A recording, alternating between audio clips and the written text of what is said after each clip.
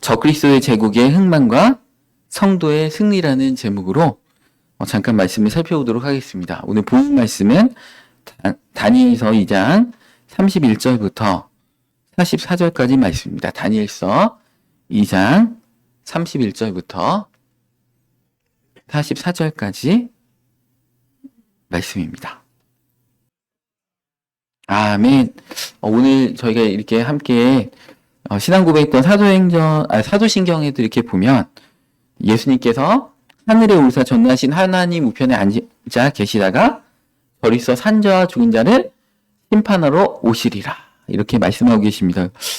근데 저는 이제 요즘 이렇게 돌아가는 세상의 일들을 보면서 제가 살아있을 때 예수님께서 오실 수도 있겠다. 우리 자녀 시대 때는 반드시 오실 확률이 너무나 이렇게 크다. 이런 생각이 들 정도로 세상이 이렇게 돌아가는 일들 이렇게 보면은 또 이렇게 이스라엘의 전쟁이 일어나고 또 우크라이나 전쟁을 통해서 유럽이 이렇게 군비를 막 이렇게 많이 늘리면서 군사력을 막 키우고 있다고 합니다. 우리나라에서 많이 유럽에 수출하고 있잖아요. 그래서 유럽이라는 나라가 이제 오늘 이렇게 읽었던 다니엘서에 보면 이제 세상은 크게 5부위로 나뉩니다. 다니엘서 7장에 보면은 크게 이제 네 짐승이 나옵니다. 그러니까 이 네 번째, 5번째 이 부위는 같이 묶여 있다라는 것이죠. 그래서 로마에 이제 이어서 이제 유럽이 이제 세계를 제패하고 이제 이런 것들이 다니엘서에 사실은 예언돼 있는 대로, 다니엘서 2장에 예언돼 있는 대로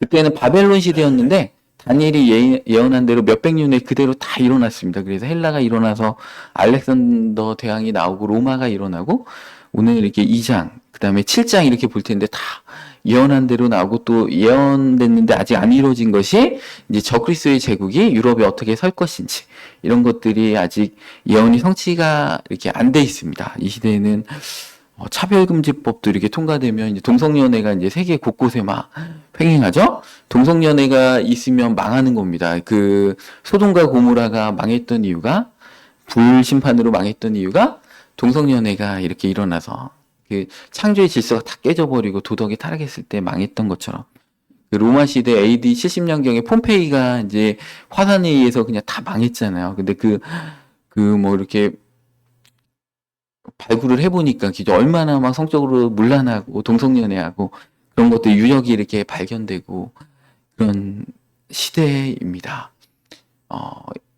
그 92년 10월 28일 날 이제 다미 선교회에서 예수님께서 92년 10월 28일 날 이렇게 오신다고 해가지고 우리나라를 떠들썩하게 했잖아요.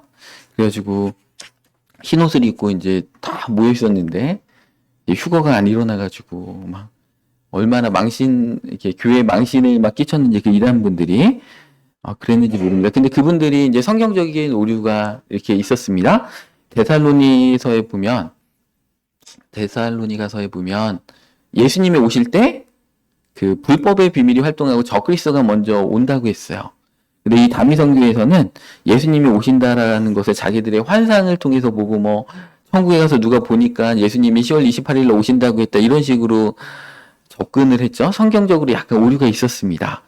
예수님이 오실 때는 항상 적그리스도가 먼저 온다. 요한계시록 13장에도 말씀하고 계시고 데살로니가서에서도 불법의 비밀이 이미 활동하였으나 막는 힘이 있는데, 근데 마지막 때가 되려면은 먼저 적그리스도가 오기 전에는 예수님이 오시지 않는다. 이렇게 말씀하고 계십니다. 그러면서 뭐라고 했냐면 그날이 너희에게는 도둑과 같이 임하지 않는다. 그러니까 도둑과 같이 임한다는 말씀도 같이 써 있어요. 그러니까 불신자분들은 세상에 취해서 사는 분들은 그날이 예수님의 재림에 도둑과 같이 임하는 것이고, 빛의 자녀들은 그렇지 않으니 너희가 분별할 수 있다. 마태복음 24장도 예수님께서 말씀하신 종말장입니다. 근데 뭐라고 했냐면 너희가 날씨를 보면서 하늘을 보면서 이제 비가 오겠구나 이렇게 분별하는 것처럼 이 시대의 징조를 보고 마지막 때를 분별하라. 그러면서 무화과나무의 비유를 배우라. 무화과나무의 잎이 연해지고 잎이 나기 시작하면 여름이 오는 것처럼 이런 징조들이 보이면 예수님이 너희들의 문 앞에 올 준비를 하고 있다는 것을 너희는 알지라면서 이렇게 말씀하고 계십니다. 그래서 이 시대의 징조를 우리가 성경 말씀과 딱 대비하면서 보면서 예수님의 재림을 우리는 준비해야 됩니다. 특별히 우리 자녀들 세대는 정말 예수님의 재림이 이렇게 이루어질 확률이 너무 높은 시대가 있기 때문에 우리 자녀들한테 오늘 이게 잘 이렇게 들으시고 잘 얘기해 주셔야 됩니다. 얘네들이 무방비 상태에서 그냥 이 세상 가운데 이렇게 같이 흘러가는 이렇게 시류에 편승해서 흘러가다가 어려운 일을 겪으면 안 됩니다. 이 종말론을 다룰 때 주로 요한계시록을 많이 이렇게 다루는데 요한계시록과 함께 사실은 구약의 성경들도 많이 중요합니다. 특별히 다니엘서라든지 스가랴서 이런 쪽에는 종말의 어떤 징후들에 대해서 많이 말씀을 하고 있습니다.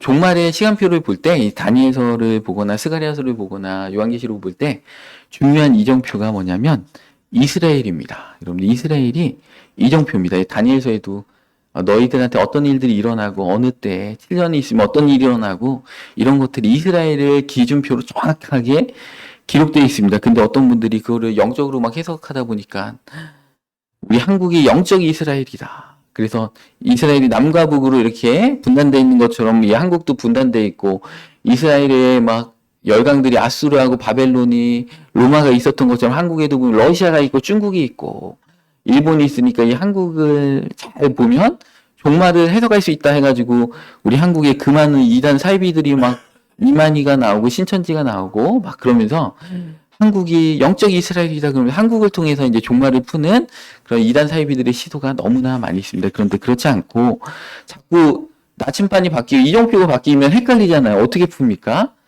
우리 그 다른 나라에서는 이 한국에 이런 현상들 이만희가 있는지 신천지가 있는지 알지는 못하는데 어떻게 이만희나 신천지가 성경에 안 나오잖아요. 어떻게 그들을 보고 이 종말의 때를 해석할 수가 있습니까? 만국에서 공통적으로 보고 있는 이 성경에서 이스라엘을 통해서 이 마지막 때에 어떤 일들이 일어난다. 그러니까 마지막 때가 되면 이스라엘을 포위해가지고 리비아라든지 시리아라든지 그 이집트라든지 그런 나라들이 이스라엘을 쳐들어온다. 이런 게 성경에 다 기록되어 있습니다. 그래서 적그리스도가 이스라엘과 연합해서 마지막 때에 적그리스도가 도와줘가지고 이스라엘과 적그리스도가 7년 동안 협정을 맺는다. 이런 게 성경에 다 이렇게 정확하게 여러분들 기록이 돼 있습니다. 그러니까 이스라엘이 어떻게 전쟁이 일어나고 이스라엘이 그 주변 열강들로부터 다 포위당해가지고 또 러시아가 쳐들어오는지 러시아가 정말 중요한 역할을 하는 게 에스겔서에도 써 있고요. 곡과마곡을 통해서 이렇게 역사한다는 것들이 성경 여러 군데 요한계시록에도 써 있고 그래서 러시아를 잘 보고 이란을 잘 보고 시리아를 보고 이집트를 보고 이스라엘을 보고 그 중동을 잘 보고 있으면 마지막 때가 점점 가까이 오고 있다. 이런 것들을 우리가 알 수가 있습니다. 제 말이 아니고 성경에 정확하게 써 있습니다. 그래서 제가 이렇게 주일날 이렇게 시리즈를 좀 해야 될 것 같습니다. 이스라엘이 어떻게 공격을 받고 러시아가 어떻게 막 그렇게 나오고 막 이런 것들을 이렇게 한번 설명을 드려서 이 마지막 때를 우리가 잘 분별하면서 신앙생활 잘 할 수 있도록 하는 게 좋겠다. 이런 생각이 요즘 이렇게 강하게 듭니다. 오늘 이렇게 다니엘서 2장에 이렇게 본 말씀은 그 느부갓네살 왕, 바벨론 왕이 꿈 가운데 너무 꿈이 이렇게 회개하고 무서워가지고요. 그 꿈도 안 가르쳐 주면서 그 이스라엘의 그 포로들한테도 얘기했지만 그 바벨론의 각종 박사들과 또 박수무당들과 점쟁이들과 점성술사들한테 이 꿈을 얘기해 주지도 않고 맞춰라. 그리고 그 꿈에 대한 해석까지 다 해라. 안 그러면 너희들 다 죽여버리겠다. 이렇게 할 정도로 이 느부갓네살 왕이 깜짝 놀랐습니다. 그래서 이 다니엘이 하나님 앞에 기도하면서 이 꿈을 느부갓네살 왕의 꿈을 보고서 그 해석까지 느부갓네살 왕한테 이렇게 설명하는 내용이 이 다니엘서 2장 말씀입니다. 그래서 오늘 31절에 보면 그 머리는 순금이요. 이렇게 나오죠. 이 순금, 이 머리는 바벨론 왕을 이렇게 얘기합니다. 그 다음에 이제 은으로 된 그 가슴과 팔은 바벨론이 이렇게 망하고 이제 페르시아가 이렇게 왔죠.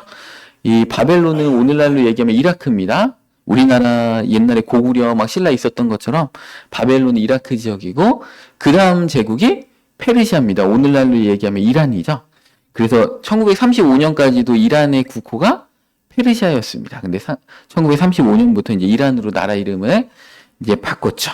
그래서 그 다니엘이 예언한 대로 실제로 이 음과 같은 페르시아 제국이 바벨론 멸망 후에 이렇게 강대국으로 또 등장을 했습니다. 또 오늘 이렇게 읽었던 본문에서 세 번째 나라가 노스로 된 배와 넓적다리, 거기가 이제 헬라 제국입니다. 이 헬라는 오늘날로 얘기하면 그리스죠. 그리스입니다. 그래서 이 지중해 연안에 다 그 제국들이 이렇게 있었습니다. 그리고 새로 된 종아리가 오늘 본문에 나오는데 로마 제국입니다. 그래서 40절에 보니까 그 40절 한번 띄워주시기 바랍니다. 넷째 나라는 강하기가 쇠 같으니 새는 모든 물건을 부서뜨리고 이기는 것이라. 막 강철같이 강한 그 철의 제국이라고 불렸던 그 로마를 이렇게 다니엘은 다 몇백 년 전에 이렇게 다 이렇게 예언을 하고 있습니다. 그러면서 이제 그 마지막 다섯째 나라가 이 종아리에 붙어 있는 발의 나라입니다. 발이고 또 열 발가락을 얘기하는 이 마지막 때 이 나라가 이제 41절에 보니까 그 왕께서 그러니까 이 41절, 43절 보면 다 유럽 연합을 이렇게 얘기하는 것입니다. 왕께서 그 발과 그 발가락이 얼마는 토기장에 지늘기요 얼마는 쇠인 것을 보셨은즉 그 나라가 나뉠 것이며 왕께서 쇠와 진흙이 섞인 것을 보셨은즉 그 나라가 쇠같이 든든함이 있을 것이나 그 발가락이 얼마는 쇠요 얼마는 진흙인즉 그 나라가 얼마는 든든하고 얼마는 부서질 만한 것이며 왕께서 쇠와 진흙이 섞인 것을 보셨은즉 그들이 다른 민족과 서로 섞일 것이나 그들이 피차에 합하지 아니함이 쇠와 진흙이 합하지 아니함과 같으리이다.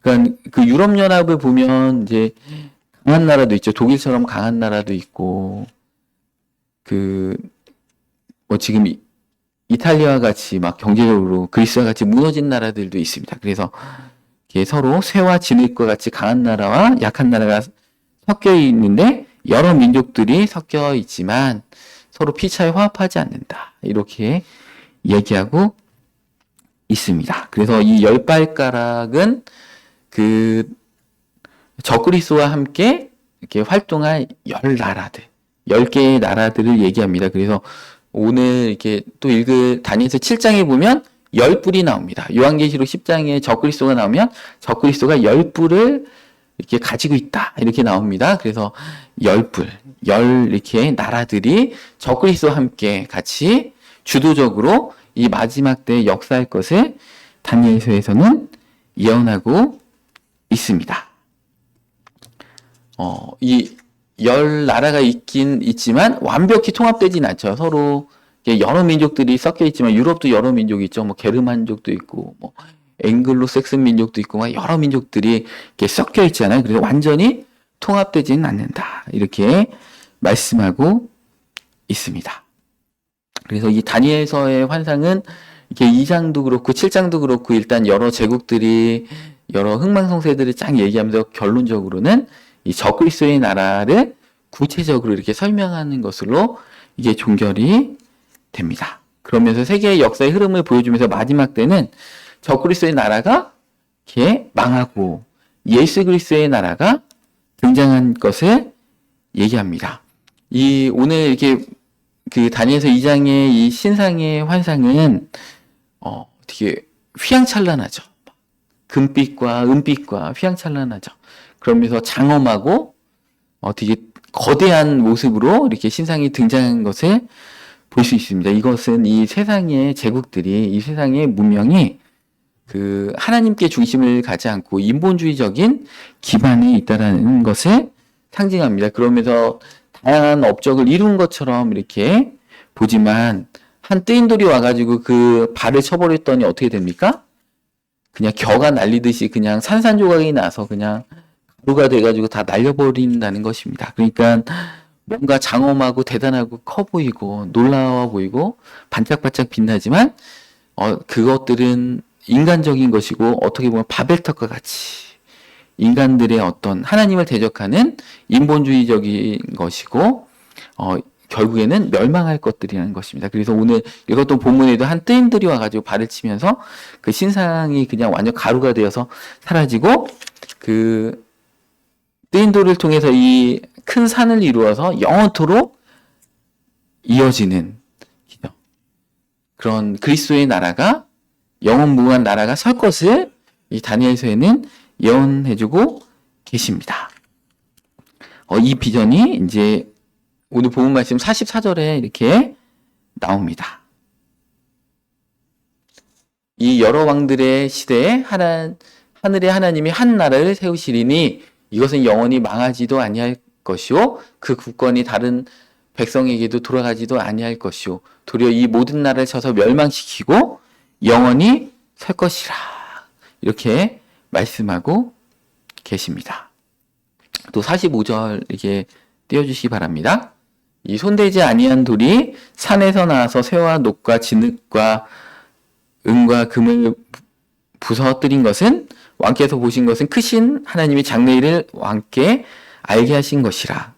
이 꿈은 참되고 이 해석은 확실하니이다 하니 이렇게 하면서 다니엘이 이렇게 이 마지막 때에 그리스도의 나라가 영원히 멸망하지 않고 영원한 나라가 또 다른 백성에게 넘어가지 않을 나라가 영원토록 서게 될 것이다. 이렇게 말씀하고 계십니다. 오늘 신상에 보면은 이 새로 된 이 종아리, 로마 제국입니다. 로마 제국에서 이어지는 10발가락, 그에 대해서, 적그리스도의 제국에 대해서 설명을 하고 있습니다. 이것은 종아리에 이어진 발과 10발가락은 로마로부터 이어져 있잖아요. 그러니까 로마의 어떤 부활을 이렇게 상징합니다. 그래서 유럽 지역을 중심으로 이 적그리스도의 나라가 이게 10나라의 어떤 연합체가 형성될 것을 성경은 얘기하고 있습니다. 다양한 민족들이 섞여 있지만 하나가 되지 못합니다. 그래서 이 적그리스도의 나라가 미국이 될 것이다. 러시아가 될 것이다. 이렇게 중국이 될 것이다. 여러 이제 해석들이 있지만 그렇지 않습니다. 왜냐하면 이 발과 발가락은 이 로마를 상징하는 이 철로 된 종아리로부터 연결돼 있기 때문에 그렇고요. 이렇게 이 신상에서는 5가지로 이렇게 부분을 나눴습니다. 종아리하고 발까지 해서 5가지 나눴지만 다니엘서 7장에는 4짐승으로 나눴습니다. 그러니까 이 4번째 부위 이 종아리와 발이 같이 하나다. 이런 것들을 다니엘서 7장을 통해서 그 짐승을 통해서 얘기하고 있습니다. 그러니까 이 신상을 보면 겉으로 볼 때는 사람이고 화려하고 휘황찬란하지만 다니엘서의 7장에서 다른 비유에 보면 이 신상은 짐승입니다. 짐승이 뭐예요? 양심이 없는 자죠. 짐승맘도 못한 자라고 하잖아요. 그러니까 이 세상의 제국들은 겉으로 볼 때는 인본주의적 유토피아를 꿈꾸고 막 복지를 막 하고 뭔가 이렇게 그런 것 같지만 그의 어떤 이면 하나님의 관점에서 보면 짐승과 같다. 그래서 자국의 이익을 위해서 막 전쟁도 서슴지 않고 러시아가 우크라이나 침공하는 거 보시기 바랍니다. 또 그 원유 패권을 위해서 미국도 막 겉으로는 정말 이렇게 좋은 나라죠. 이 지구상에 있는 나라 중에 가장 좋은 나라긴 하지만 자국의 이익을 위해서는 석유 패권을 위해서는 막 쳐들어가잖아요. 그런 모습들을 봅니다. 그러니까 겉으로 볼 때는 이 세상에 있는 나라들이 다 막 선해 보이고 외교적인 수사를 쓰고 막 그렇지만 얼마나 그 짐승과 같은 만행을 이렇게 저지른지 모릅니다. 이렇게 전쟁에 쳐들어가면 어떻습니까? 정말 이 전쟁 포로들을 향한 그 벌이는 그 인권 유린의 행태들을 이렇게 바라보면 완전 짐승이 따로 없습니다. 우리 다니엘서 이제 7장 이렇게 보면은 그 2절에 다른 환상을 이제 다니엘이 봅니다. 이것은 짐승의 환상입니다. 근데 이 신상 환상하고 같은 짝을 이루는 환상입니다. 내가 밤에 환상을 보았는데 하늘에 내 바람이 큰 바다로 몰려 불더니 큰 짐승 넷이 바다에서 나왔는데 그 모양이 각각 다르더라. 이 바람이 샥 불게 되면 이 적그리스도와 같은 자들이 이제 서게 된다는 것입니다. 요한계시록 7장 1절 말씀에도 보면 2일 후에 보니까 이렇게 6쟁이까지 다 떨어진 다음에 그 때를 나타낸 것입니다. 내가 내 천사가 땅에 내 모퉁이에 선 것을 보니 땅의 사방에 바람을 붙잡아 바람으로 하여금 땅이나 바다에나 각종 나무에 불지 못하게 하더라. 이 천사들이 이렇게 사방에 바람을 붙잡아 가지고 바람이 못 불게 한다는 것입니다. 이 바람을 천사들이 딱 놓는 순간에 오늘 다니엘서 7장 2절 3절에서 읽었던 것처럼 이 적그리스도가 딱 등장을 하게 됩니다. 그래서 그 데살로니가서에서도 불법의 비밀이 활동하였으나 막는 자가 있어서 이 적그리스도가 아직 못 나오게 하나님께서 막고 계시다는 것입니다. 근데 이 천사가 사방의 바람을 놓는 순간에 이제 적그리스도는 등장을 합니다. 그래서 지금 막고 있는 것입니다. 하나님께서 더디 그 일들이 일어나도록 아직은 때가 아니기 때문에 막고 계시는 것입니다. 그래서 이 4절에 보니까 이 첫째 짐승이 사자와 같은데 독수리에 날개가 있더니 내가 보는 중에 그 날개가 뽑혔고 또 땅에서 들려서 사람에게 두 발로 서게 함을 받았으며 또 사람의 마음을 받았더라. 그러니까 이게 이제 비유로 막 이렇게 다 돼 있잖아요. 첫째 짐승은 비유로 돼 있죠. 그러니까 이제 성경은 성경으로 해석한다고 해서 구약 성경을 잘 읽으면 이 비유가 다 이렇게 풀립니다.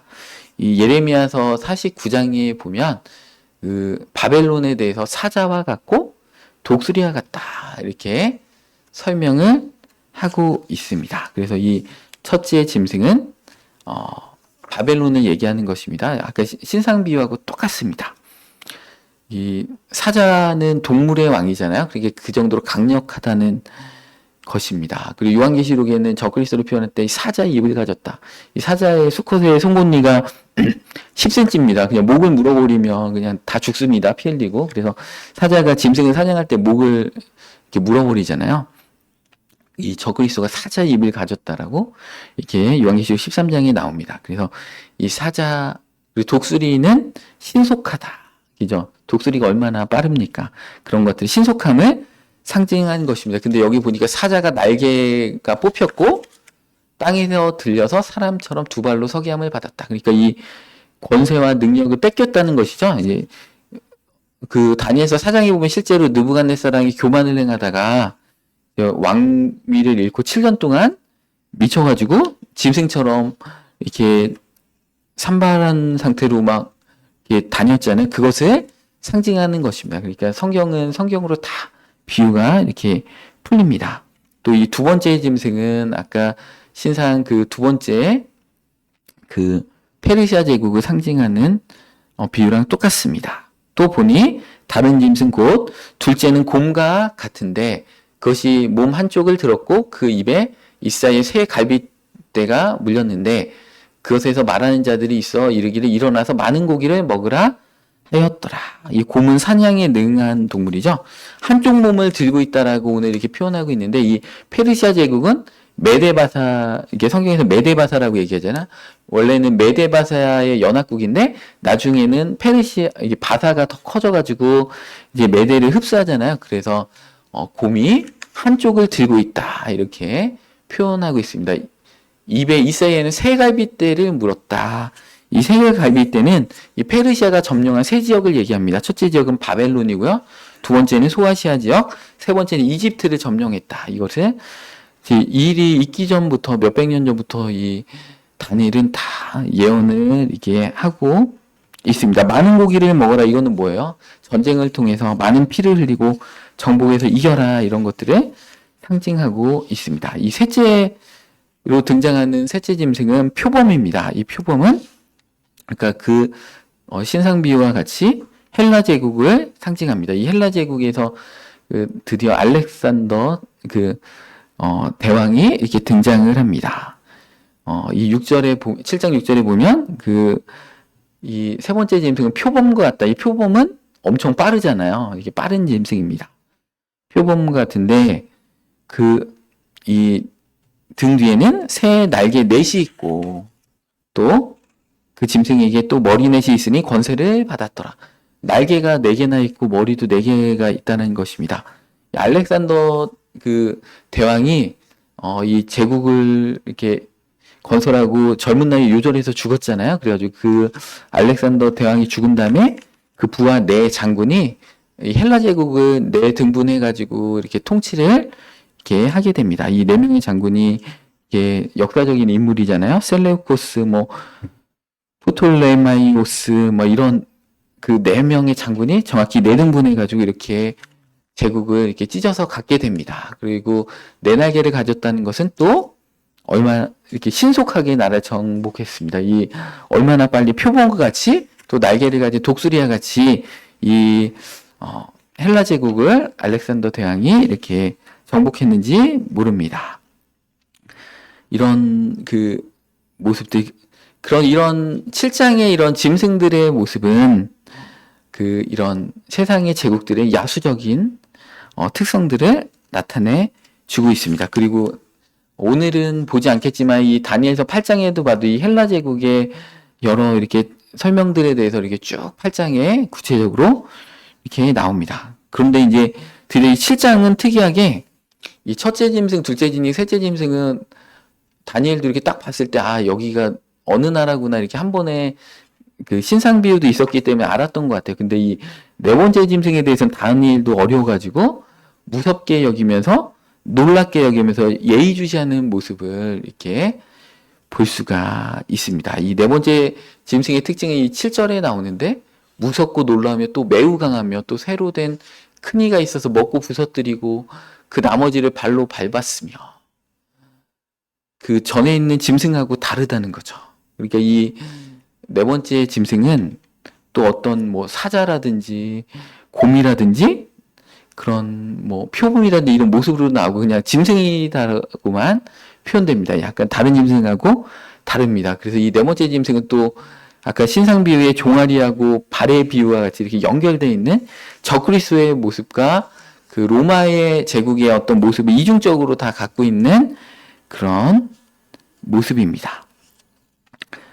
요한계시록 13장 1절 말씀 보겠습니다. 이 적그리스도가 나오는 것을 사도 요한이 계시하고 있는데 바다에서 한 짐승이 나오는데 아까도 그 다니엘서 7장 2절에도 바다에서 막 짐승들이 나왔다고 했잖아요. 바다에서 짐승이 이렇게 나옵니다. 다 지중해 연안에서 다 나오는 제국들입니다.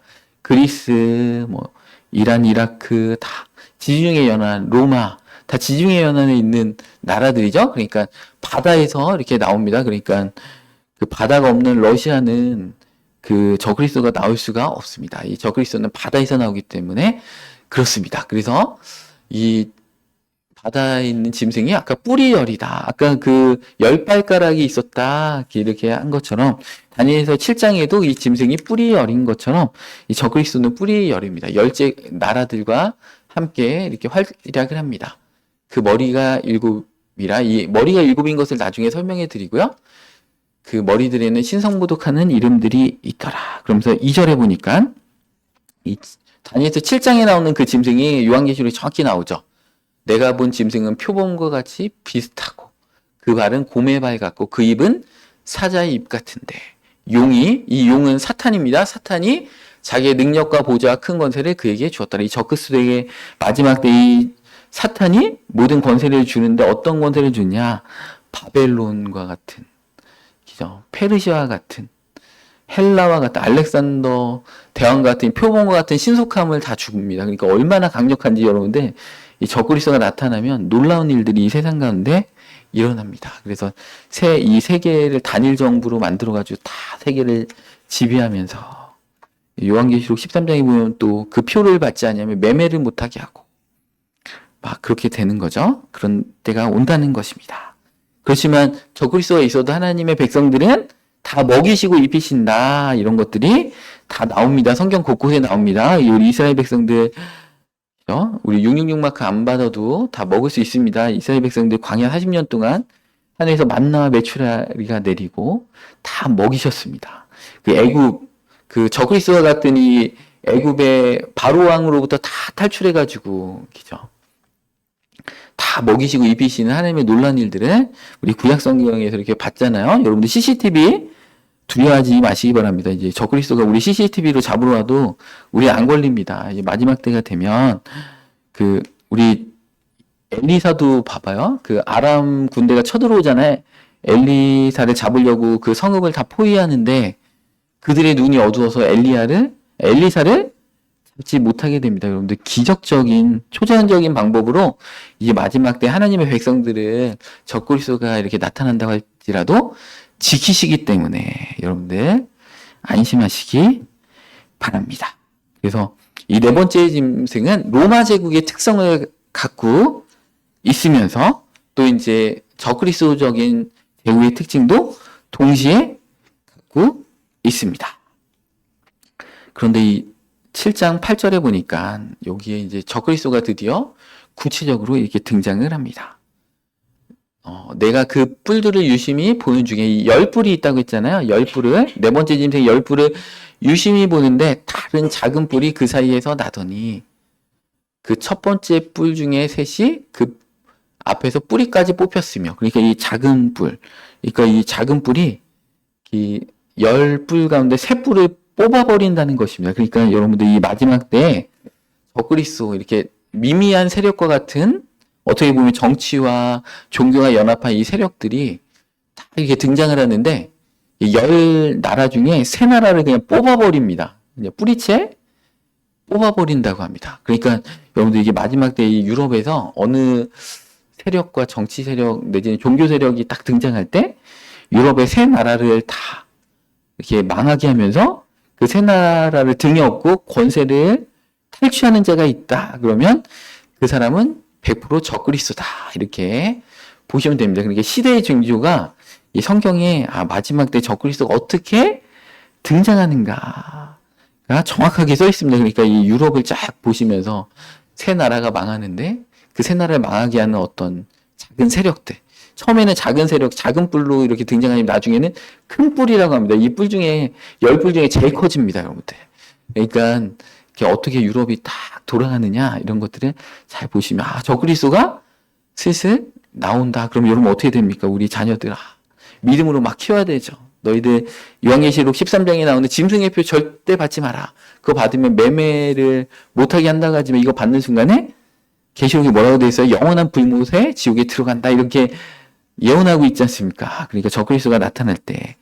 성경에 다 여러분들 우리가 대비하지 못하도록 막 갑자기 예수님이 오늘 자고 있는데 내일 막 예수님 재림해가지고 이렇게 하는 거 절대 없습니다. 예수님 오시기 전에 다 징조가 보입니다. 다 준비할 마음의 준비와 회개할 준비를 다 이렇게 시키시면서 예수님이 오시는 거지. 갑자기 자고 있는데 그 다음날에 예수님 구름 타고 갑자기 딱 와가지고 막 우리 준비할 것도 하나도 없는데 막 갑자기 지옥 가고 이런 거 절대 없습니다. 성경에는 결코 그렇게 쓰여 있지가 않습니다. 그래서 이 뿔들은 이렇게 보니까 사람의 눈 같은 눈들이 뿔 가운데 있다라는 거죠. 사람의 눈 같은 눈들이 있다라는 건 뭐예요? 이렇게 엄청난 지혜와 통찰력이 있고 안목이 있는 자라는 것입니다. 또 입이 있어 큰 말을 하였더라. 입이 있다는 게 뭐예요? 그 뿔에 입이 있다는 건 엄청난 언변과 설득력과 막 말 한마디를 하면 이 세계의 사람들이 막 혹하고 넘어갈 수 있을 정도로 정치적인 수완과 막 설득력을 갖고 있는 자가 있다라는 것이죠. 그리고 요한계시록 13장에 보면 이 적그리스도 앞에 행하는 거짓 선지자가 심지어 하늘에서 막 불도 내리고요. 막 그렇게 놀라운 기적을 행한다는 것입니다. 여러분들 그런 것들에 마지막 때 그 표적과 막 기적에 막 넘어가시면 결코 안 된다는 것입니다. 큰 말을 하고 막 그런 게 요한계시록 12장 5절 말씀에도 이렇게 쓰여 있습니다. 또 짐승이 과장되고 신성모독하는 입을 받고 또 42달 동안 일할 권세를 받으니라. 이 짐승은 이 적그리스도는 3년 6개월 동안 정확하게 활동을 합니다. 그래서 여러분들 3년 6개월이 중요합니다.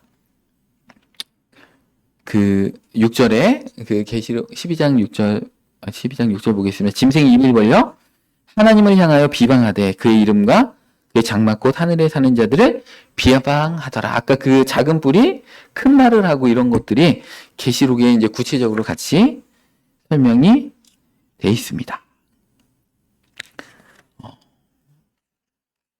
이게 설명할 말이 많은데 이제 다음 주에 이어서 이거는 이렇게 하겠습니다. 그래서 오늘은 이 마지막 때가 가까이 오고 있다. 시대 제가 이제 우리 자녀들 세대에는 꼭 올 것 같고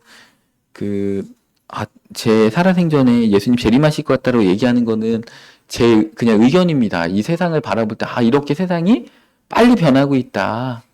100년 후에 오실 수 있고 200년 후에 오실 수도 있습니다. 제가 말한 게 진리가 아니기 때문에 제가 제 살아생전에 예수님 오신다고 했다고 막 여러분들 말하고 다니시면 안 됩니다. 근데 제가 느끼기에는 그렇게 될 확률이 너무 높도록 이 세상이 전개되고 있다. 우크라이나 전쟁을 봐도 그렇고 이스라엘이 지금 막 하마스하고 전쟁하고 레바논하고 전쟁하고 막 이렇게 하는 것들을 봐도 그렇고 그렇게 해도 정말 지나치지 않다. 동성연애가 이렇게 유행하는 것을 봐도 정말 예수님이 당장 내일 오셔도 이상하지 않은 시대에 우리가 들어갔다. 그러니까 여러분들 잘 이렇게 시대를 분별하시기 바랍니다. 그래서 시대를 분별할 그런 종말에 관계된 이 종말론을 시리즈로 좀 이어서 좀 해야 될 것 같습니다. 왜냐하면 우리 아이들이 정말 이 학교에서도요, 믿음을 지키기가 점점 어려운 시대에 오는 것 같아요. 별의별 걸 다 가르쳐요. 이상한 거를 막 가르칩니다. 우리 미국 학교에는 어떻게 되냐면 청소년 때 자기가 나는 남자인데 여자인 것 같다 그러면 성전환 수술 이렇게 비용을 다 대줍니다. 여러분들 부모 동의 없이 미국은 그렇게 돼 있어요. 그래서 지금 테슬라의 CEO인 일론 머스크가 그 자녀가 동성연애로 자살해서 죽었잖아요. 성 정체성에 혼란을 느껴가지고 그래가지고 그 테슬라 공장들을 그 동성연애 합법화되어 있는 주가 아니고 다른 그 주로 다 이렇게 옮기는 작업들을 이렇게 하고 있습니다. 일론 머스크도 그렇게 심각하게 이렇게 느끼고 있을 정도로 지금 미국이 기독교 국가라는 미국이요 얼마나 지금 타락하고 무너져 있는지 모릅니다. 이 세상 마지막 때 분류 심판한다고 했는데 지금 미국 LA 지역에 그 산불이 막 어마어마하게 막 일어나고 있다고 하잖아요. 어마어마한 사람들이 죽고 있고 막 있다고 합니다. 이 분류 심판이 일어날 때는 정말 이 세상의 자연재해는 그냥 우연히 일어나는 게 아니에요. 우리 삶에 조그만한 사건도 우연히 일어나는 게 우리 삶에도 오늘 하루를 볼 때도 그런 게 결코 없어요. 근데 막 그렇게 어마어마한 산불이 일어나는 게 미국의 자연재해, 막 허리케인이 일어나고 이러는 게 그냥 일어나는 게 아닙니다. 하나님의 큰 심판의 어떤 징조라고 보셔야 됩니다. 근데 우리 희망이 있습니다. 이 저그리스도가 막 등장해도 어떻게 됩니까? 그리스도의 나라가 한 뜨인돌이 와가지고 그 신상을 다 무너뜨리고 가루로 만들고 이 땅 가운데서 그리스도의 나라가 영원토록 서게 된다.